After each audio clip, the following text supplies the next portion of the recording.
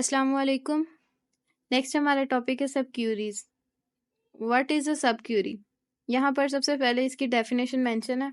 Definition इस वजह से यहाँ पर मेंशन की है कि हमारे पास जब एग्ज़ाम्स के अंदर कोई क्वेश्चन पूछ लेते हैं अक्सर, तो हमारे पास उसका कंसेप्ट होता है, हमें उसका कोड पता होता है, हमें ये पता होता है कि उसका सिंटेक्स क्या है, लेकिन हमें कोई प्रॉपर वर्डिंग नहीं मिल रही होती कि हम उसकी डेफिनेशन लिखें।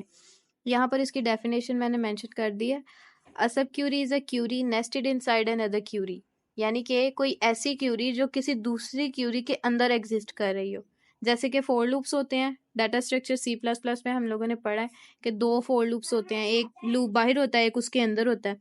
वैसे ही हमारे पास क्यूरीज होती हैं जो कि एक दूसरे के अंदर एग्जिस्ट कर रही होती हैं। So this is also known as inner query और नेस्टेड क्यूरी। ठीक है, एक क्यूरी आपके पास बाहर है और एक उसके अंदर एग्जिस्ट कर रही है। ठीक है, इस तरह से ये क्यूरीज एग्जिस्ट करती हैं। इसका पर्पस क्या है, इसका क्या मकसद है, हम क्यों इनको यूज करेंगे? जिस तरह से फोर लूप्स हम लोग यूज करते हैं कि हमारे पास हाइड्रेशन आसान हो जाए, उसी तरह इसका भी कोई ना कोई पर्पस होता होगा। तो इसका पर्पस क्या है? Sub queries are use to retrieve data that will be used in the main query as a condition to further restrict the data to be retrieved.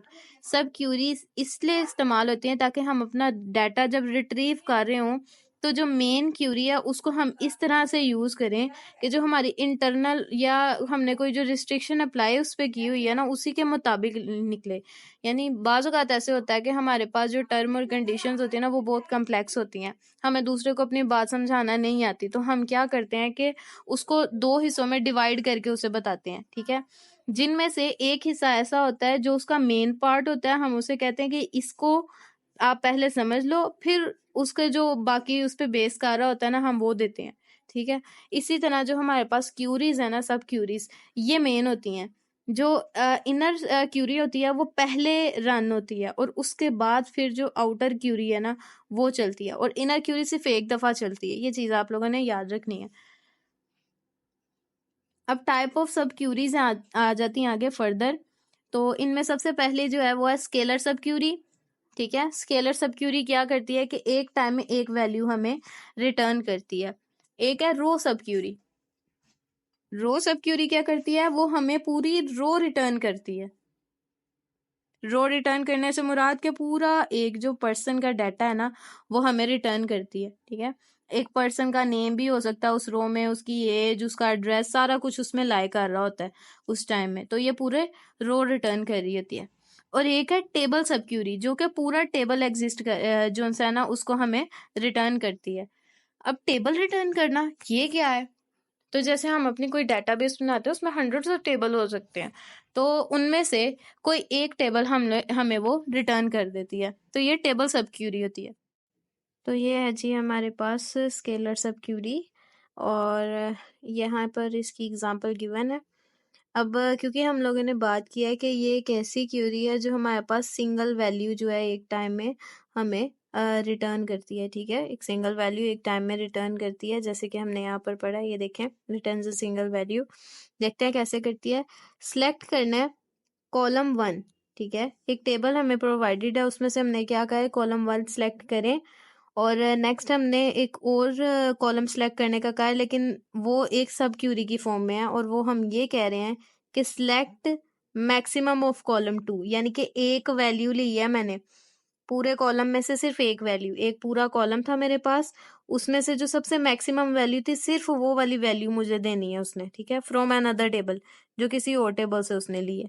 ठीक है, एज मैक्स वैल्यू, ये आगे उसको उन्होंने टेबल का नाम लिख दिया। बेसिकली उन्होंने क्या कहा है, सिंपल सी एक क्यूरी उन्होंने दी है कि आपके पास ना एक टेबल था।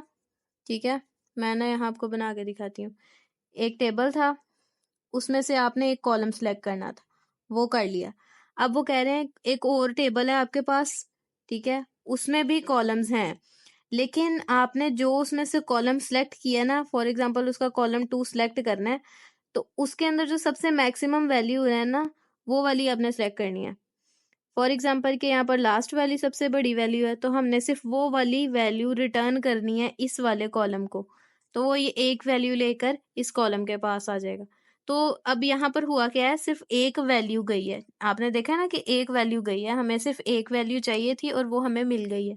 किस तरह से? मैक्स वैल्यू के तौर पर हमें वो मिली है। तो जब आप इसको रन भी करके देखेंगे ना अपने एसक्यूएल सर्वर के ऊपर, तो ये आपको सिंगल वैल्यू ही रिटर्न कर रहा होगा।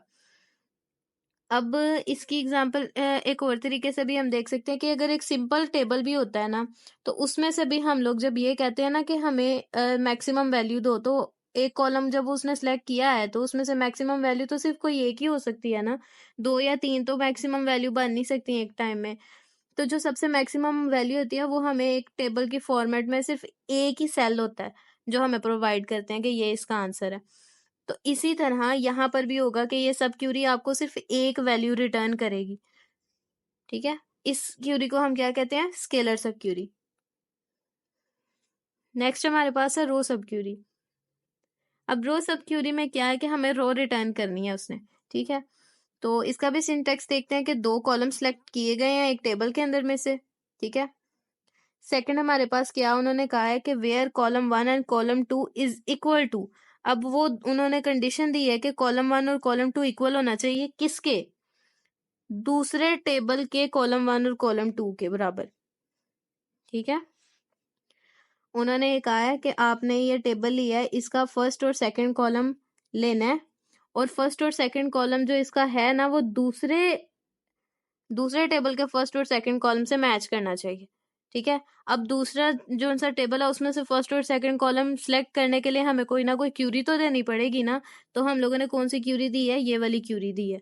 ठीक है, तो ये हमें पूरी पूरी क्या रो रिटर्न करेगा, तभी तो हम उसे मैच करके देखेंगे, क्योंकि देखें हमने 2 कॉलम्स जब मैच करने हैं तो उसके लिए फिर हमारे पास पूरी रो का होना जरूरी है, फिर ही हम ये और ये दोनों कॉलम्स को मैच कर सकेंगे ना। तो ये थी हमारी रो सब क्यूरी। आ गया हमारे पास टेबल सब क्यूरी। टेबल सब क्यूरी की एग्जांपल देखते हैं। सबसे पहले यहाँ पर है सिलेक्ट कॉलम 1 एंड कॉलम 2। कर लिया, किस में से? फ्रॉम अ टेबल, एक टेबल ले लिया हमने, उसमें से सिलेक्ट कर लिया। फिर हम कह रहे हैं वेयर कॉलम 1, जहां पर हमारा जो कॉलम 1 है वो किस में है? इन का मतलब है कि उसके अंदर। तो अब हम कह रहे हैं हमारा जो हमने कॉलम 1 सिलेक्ट किया है वो किस में से लिया है? ठीक है, हमने 2 कॉलम सिलेक्ट किए हैं ना, कॉलम 1 भी और कॉलम 2 भी, लेकिन कॉलम 1 किस में से सिलेक्ट कर रहे हैं, किस टेबल में से सिलेक्ट कर रहे हैं, हम वो देखने लगे हैं। Select column 1 from another table. ठीक है, यानी कि उन्होंने ये कहा है कि हमारे पास एक टेबल था, हमने 2 कॉलम सेलेक्ट किए थे, कॉलम 1 और कॉलम 2। तो कॉलम 1 तो उसी टेबल में से था, लेकिन उन्होंने क्या कहा कि कॉलम 1 जो सा है वो किसी और टेबल में से हम लोगों ने लेना है। तो यहाँ पर भी किसी और टेबल को हम लोगों ने जब इन्वॉल्व किया तो वो पूरे का पूरा टेबल आया है। इसी वजह से इसे हम टेबल सब क्यूरी कह रहे हैं। ठीक है,